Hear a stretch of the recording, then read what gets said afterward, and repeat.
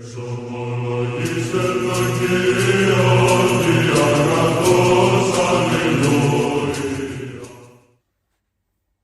nderuar miq, të dashur vëllezër dhe motra më Krishti u ngjall. Jemi përsëri në takimin ton të përditshëm komenti i shkrimit shenjtë, dhe më konkretisht ne jemi në datën 7 prill e Kishën Ortodokse na nxit të lexojmë përsëri nga libri i Veprave të Apostujve, kapitulli 10, vargu 34 deri vargu 43. Para se ta komentojmë këtë pjesë të librit të Veprave të Apostujve, ta lexojmë dhe na thuhet, atëre Pietri hapi gojën dhe tha: "Në të vërtetë unë po e marr vesh se Perëndia nuk tregohet i anshëm, por në çfarëdo kombi ai që ka frikë për ti dhe që vepron drejtësisht është i pranuar nga ai, sipas fjalës që ai u ka dhënë bijve të Izraelit, duke u shpallur paqen me anë të Jesu Krishtit, që është Zot i të gjithëve. Ju e dini se çka ndodhi më parë në mbar Juden, duke filluar nga Galilea pas pagëzimit që predikoi Johani, se si Perëndia vajosi me frymën e shenjtë dhe me fuqi Isuin prej Nazaretit, i cili e përshkoi vendin duke bërë mirë dhe duke shëruar të gjithë ata që ishin të pushtuar nga djalli, sepse Perëndia ishte me të. Dhe ne jemi dëshmimtar për gjitha ato që ai bëi në vendin e Judes dhe në Jeruzalem, dhe si ata e vranë duke e varur në një dru. Po Perëndia e ringjalli të tretën ditë dhe bëri që ai të dëftohet jo mbar popullit, por dëshmimtarve të paracaktuar nga Perëndia, neve, që hëngrëm dhe pim me të mbasi ai u ngjall së vdekurit. Tani ai na urdhëroi të predikojmë popullit, dëshmojmë se ai është ai që Perëndia e ka caktuar si gjykatës të gjallëve dhe të vdekurve. Për të bëjmë dëshmi të gjithë profetët që kushdo që beson në të merr faljen e mëkateve me anë të emrit të tij." Pra, në këtë pjesë të librit të Veprave të Apostujve na flitet për predikimin ose katekizimin që bëri apostulli Petro tek Korneli, pra centurioni romak dhe te familja e tij. Po le ta marrim varg më varg. Atëre Pietri i hapi gojën dhe tha: "Në të vërtetë unë po e marr vesh se Perëndia nuk tregohet i anshëm." Pra, apostulli Petro tregon një të vërtetë të madhe që u zbulua nga Perëndia nga vizioni që ai pa, që atë që Perëndia e ka pastruar ti mos e quajt pa pastër, kështu që tashmë apostulli Petro u shliruar nga koncepti i ngushtë judaik që Zoti ishte vetëm për popullin e Izraelit, por shikoi që të gjithë, edhe nga kombet, ka njerëz që Perëndia i thret në mënyrë të veçantë, si thiri Korneli me pamjen e një angjëll dhe tani me predikimin, katekizimin e apostullit Petro. Zoti nuk është i anshëm, Zoti nuk është i një individi, i një grupi ose një populli.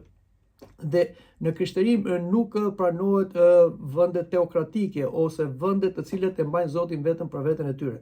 Kisha katolike, apostolike, ortodokse është një kishë e cila shtrihet në të gjithë kohën dhe në hapësirën.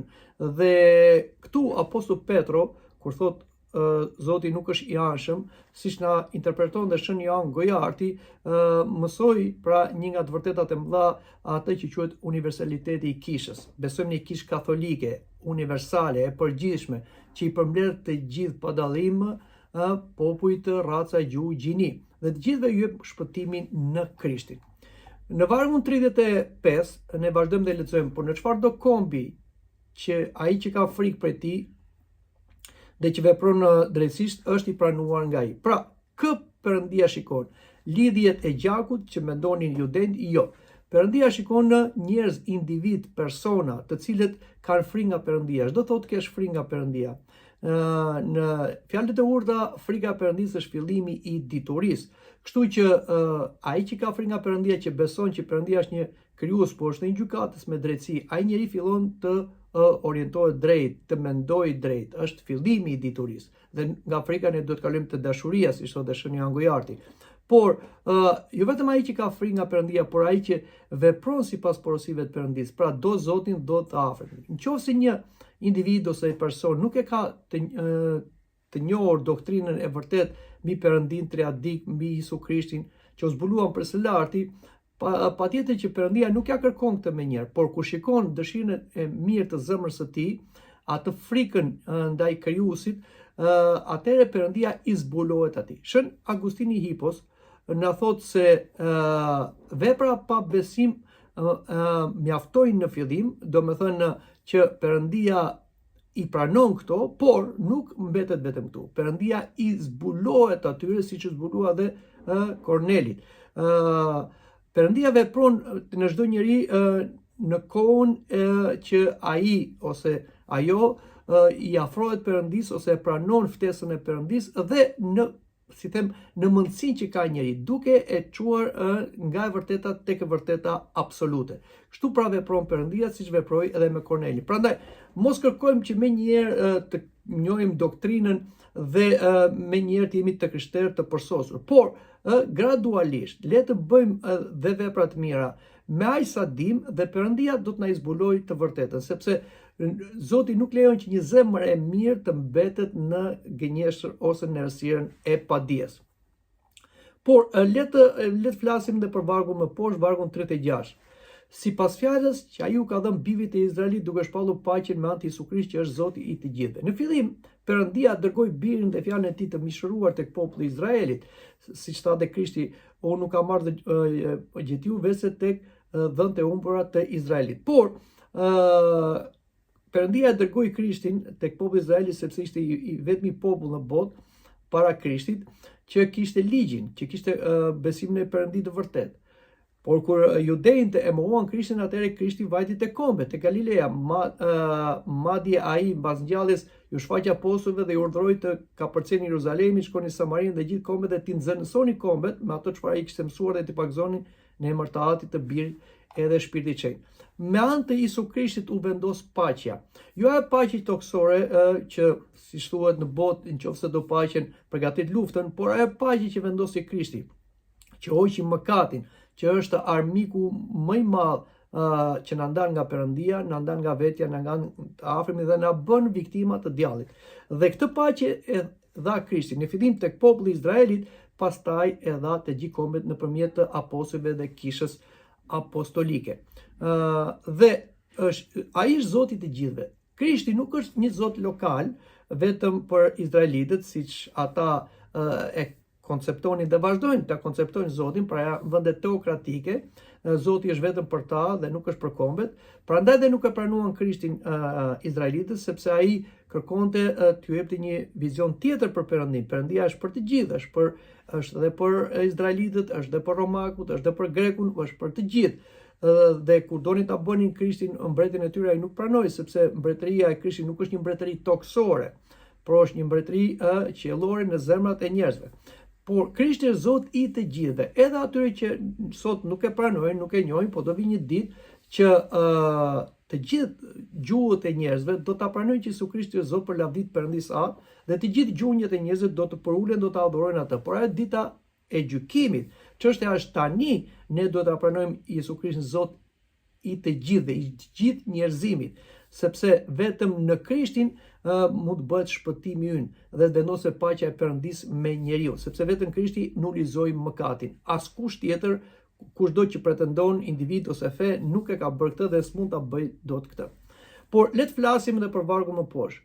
Ju e dini se çka ndodhi në Bar Juden duke filluar nga Galilea pas pagëzimit që predikoi Johani. Tashmë apostull Petro në këtë varg kërkon të tregoj disa fakte të cilët nuk ishin konspiracione, ishin realitete, pra veprimtarinë e Krishtit duke filluar nga Galilea pas pagëzimit të Johan Pagëzorit. Kur u pagëzua Zoti Krisht në lumin Jordan, ai vajti tek Judejt, po Judejt e refuzuan dhe kaloi në Galile. Pra këtu tregohet se besimi në Krishtin nuk është një mit, nuk është një tridh, është një realitet historik dhe etrit e Krishtit e ka përdorur këtë kundër heretikëve, të cilët kërkonin të mohonin edhe aspektin historik të Krishtit. Dhe vazhdojmë edhe lexojmë më poshtë se si vargu 38, se si Perëndia vajosi me frymën e shenjtë dhe me fuqi Isuin prej Nazaretit, i cili e përshkoi vendin duke bërë mirë, duke shëruar të gjithë ata që ishin pushtuar nga djalli, sepse Perëndia ishte me të. Në këtë varg apostull Petro kërkon na tregojë se Isu Krishti u vajos me frymën e shenjtë. Pra kur ai u pagëzua në lumin Jordan, mbi të erdhi Shpirti i Shenjtë si një pullum. Jo se Shpirti i Shenjtë nuk ishte me Krishtin, sepse ai si bie dhe fjalë e Perëndisë gjithmonë është bashkë me Atin dhe me Shpirtin e Shenjtë. Por Shpirti i Shenjtë erdhi mbi Krishtin për ta vajosur, për ta treguar misionin e tij mesianik në popullin e Izraelit dhe gjithë kombet. Dhe shënjoj Gujarte thekson se për ati tregon bashkimin e Perëndisë me njerëzimin. Pra në Krishtin u bashkua Zoti me njeriu, sepse ai është biri dhe fjala e Perëndisë bër edhe bir njeriu. Pa Krishtin nuk mund të bashkohemi me Perëndin dhe nuk mund të shkojmë tek Perëndia. Krishti tha, unë jam rruga e vërteta dhe jeta, askush nuk shkon te Ati veçse me anën time. Prandaj nuk ka rrugë tjetër, nuk ka të vërtetë tjetër, nuk ka jetë tjetër që vjen nga Perëndia tek njerëzit pa Krishtin. Kështu që nuk mund ta mohojmë dot, nëse mohojmë ne rrezikojmë shpëtimin ton, sepse vetëm ai na bashkoi me Perëndin. Prandaj emri Jesu do thot Zoti me ne, por edhe një emër tjetër që ja njeh Shkrimi i Shenjtë, Emanuel, do thot Perëndia me ne. Dhe vazhdojmë edhe flasim për vargun 39. Në vargun 39 na thuhet, dhe ne jemi dëshmitar për gjithë ato që ai bëi në vendin e Judes dhe në Jeruzalem, dhe se si ata e vranë duke e varur në një tru. Tashmë apostulli Petro tregon që ne jemi dëshmitar okular të atyre që çfarë tha dhe bëri Krishti në gjithë Izraelin dhe në fund në Jeruzalem. Por tregon dhe mosmenjohen e popullit Izraelit, të judeve, të cilët e varën në dru Isu Krishtin. Fjala e varë në dru le të ndalojmë pak këtu, sepse është keq interpretuar nga heretik, sidomos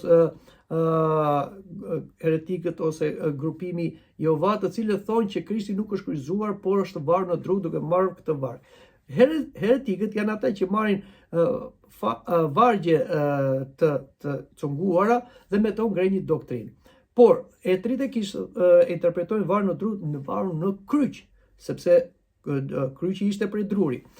Krishti nuk është u varë në një dru, por në një kryq, sepse te kryqi bashkohet dashuria vertikale me dashurinë horizontale. Pra dashuria për Zotin, dashuria për të afërmin. Nda aty është gjerësia dhe thellësia dhe lartësia gjithë dashurisë së Perëndis e treguar në Krishtin. Prandaj ky varg asnjëherë nuk duhet marret në kuptimin e varë në dru në një shtyllë, por i kryqëzuar. Në vargun 40 ne lexojmë, por Perëndia e ringjalli të tretën ditë dhe bëri që ai të dëftohet. Jo mbar popullit, është në vargu 41, por dëshmimtarëve të paracaktuar nga Perëndia, neve që ëngrëm dhe pim me të, mbasi u ngjall për së vdekush. Pra Krishti vdisi njeri të premten në orën 15:00 dhe u varros me të shpejtë. Ai qëndroi 33 orë trupi i tij në varr dhe shpirti i tij në hat dhe u ngjall në mesnatën e të dielës ose në sa fillimi i ditës së diel.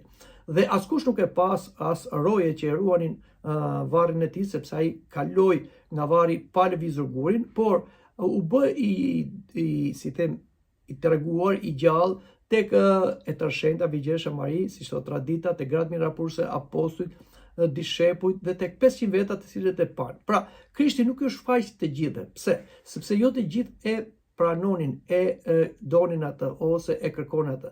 Krishti u shfaq atyre që e kërkonin. Dhe ata pra që ishin dëshmimtar okular, që hëngrën dhe pinë me të si para Krishtit, por para Krishtit të kryqëzuar, por dhe mbas Krishtit të ngjallur, ata ishin dëshmimtar, sepse ne dimë që Krishti edhe kur ngjall për së vdekush, hëngri dhe piu me apostujt për treguar atyre se ai nuk është një fantazëm, por është një realitet i vërtet njerëzor i ngjallur për së vdekush. Dhe vargu 42 na thot, tani ai na urdhëroi ti predikojmë popullit, dëshmojmë se ai është ai që Perëndia ka caktuar si gjykatë të gjallë dhe të vdekurve. Kur Krishti u ngjall për së vdekush, u shfaqet e apostujve tha, mu dha çdo pushtet në qiell e në tokë. Te libri i zbulesës na thuhet që mu dhan dhe çelësat e vdekjes. Para se të vinte Krishti, çelësat e vdekjes i kishte ose të botës së Adit i kishte djallë dhe demonët, të cilët morën pushtet të drejta mbi natyrën njerëzore për shkak të mëkatit së gjyqësor. Por Krishti vajti në botën e Hadit dhe e plaçkiti Hadin dhe kështu ja mori të gjithë pushtetin që ka edhe djallë dhe demonët. Dhe kështu ai është Zoti i gjallëve dhe i të vdekurve. Dhe kjo do tregohet kur të vijë ai për herë të dytë, ku përpara tij do dalin të gjallë dhe të vdekur, pra ata që janë të gjallë nuk do kenë nevojë të vdesin, por do transformohen me një trup pa vdekshëm, të vdekur do ngjallen dhe të gjithë do gjykohen nga Krishti, sepse Zoti Krisht na thot një të vërtetë shumë madhe. Ati nuk gjykon asnjë, gjithë gjykimin i ala birit, sepse si nderojnë atin të nderojnë dhe birin, sepse biri i Perëndis dhe bir njeriu. Pra, ai nuk do na gjykojë thjesht nga kriteret e Perëndis, nga kriteret tona njerëzore, sepse ai u bë njeri si ne, përveç mëkatit, u tundua si ne, por nuk mëkatoi. Ai pra do na gjykojë dhe do na gjykojë të gjithëve. Dhe në vargun 43 na thuhet, për të bëjmë dëshmi të gjithë profetët që kushdo që beson në të merr faljen e mëkateve me anë të emrit të tij. Është shumë e rëndësishme në këtë varg, pra, profetët të gjithë para Krishtit kanë dëshmuar për ardhjen e Krishtit, për një shpëtimtar, jo vetëm të Izraelit, por të gjithë botës. Dhe Krishti përmbushi gjithë thëniet profetike. Mbas Krishtit nuk ka profet.